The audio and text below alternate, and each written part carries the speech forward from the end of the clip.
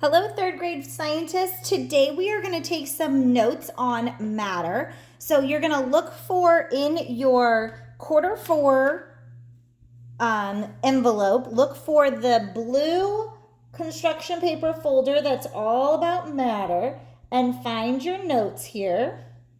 Before we get started, we're going to go ahead and cut it so it makes a flip book. So on the very first page, you want to make sure you only have one page at a time. You're going to cut on the dotted line, and then you don't need that paper. Now you should see the next one that says, what is matter?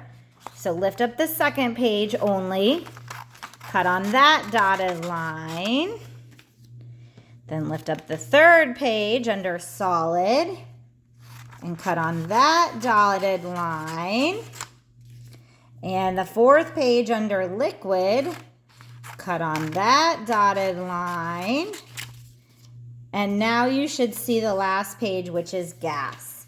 So you should have your flip book, and we've done these before, where it says by, you're going to put your name, not my name, put your name. And if you want to put the date, you can put the date here. So what we're going to do, we've been talking about matter, so we're going to kind of review and take notes that you can use. So the very first thing we've talked about is matter. What is matter? Remember, anything that takes up space and has mass. Remember, mass is how much it kind of weighs. So does it have volume and mass? Does it take up space and have mass? You are matter. Air is matter. Water is matter. Ice is matter. Everything around you is matter because it takes up space and it has weight or mass. There are three states of matter. The three states are they're either a solid, they're a liquid, or a gas. So if you look around your house, you can probably see matter that's a solid. Think about your refrigerator. You probably have some liquids in there. And then gas, you have air around you. You're blowing out carbon dioxide. You're breathing in oxygen. Those are all gas. And properties of matter, it has mass. How much does it weigh? It has volume. How much space does it take up? Temperature and shape. So, property has mass, how much it weighs, how much space does it take up, what shape is it, and the temperature. Let's talk about the first state of matter, which is a solid. So we're going to flip up our book to the top on the solid page. Now remember, all matter is made up of little teeny molecules that come together to make up atoms. So inside of a solid, they are definite shape. So a solid has a definite shape. You can see exactly what it is: a square, a circle, a lamp, a dog, a couch. They have a mass, meaning they weigh something, and they have a volume that they take up. So in order for an object to be a solid, it has to have a for sure shape, for sure weight, for sure volume. What do the atoms look like? They are tightly packed. They are very, very close together. So if I were to draw a circle and look at my atoms, put little X's as my atoms are inside of it, they would be all super closely, tightly packed together inside. And what are some examples of solids? Well, ice is a solid. Your desk is a solid. The chair you sit in is a solid. The wall in your house is a solid. The tables are a solid. The floor is a solid. Your couch is a solid. You could probably keep going with examples, but those are just a few. All right, let's talk about the next state of matter, which is liquids. So liquids are a little bit different because a liquid takes the shape of their container. Liquids take the shape of their container. So if I were to take a glass of water and pour it into a tube, it's now going to look like the tube. If I take the water and pour it into a bucket, it's now going to look like a bucket.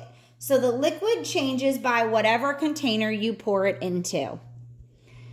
Liquid has a definite mass, meaning it weighs something, and a definite volume, meaning it takes up space. Now, the atoms in liquids are a little more spaced apart, and they slide. So if I were to look at liquid up in a microscope, there would be some more spaces in between them, and they would be able to slide, which is why liquid pours, because it slides. Some examples of liquid would be water, or lemonade, tea, juice, oil, even soap. It would be a liquid. Milk is a liquid. Again, you can probably think of some other liquids. Those are just a few. How do liquids react to their containers? They look like, oops, that's supposed to be like, I'm sorry. They look like the container. So liquids look like the container. All right, and the last one we're going to talk about is gas. So what are the properties of gas? Well, gases fill up a space.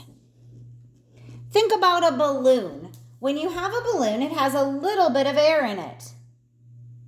Then we blow into the balloon and it fills up the space. So gases fill up a space and they are invisible. We don't see them. Do you see the air floating around you? No, it's invisible.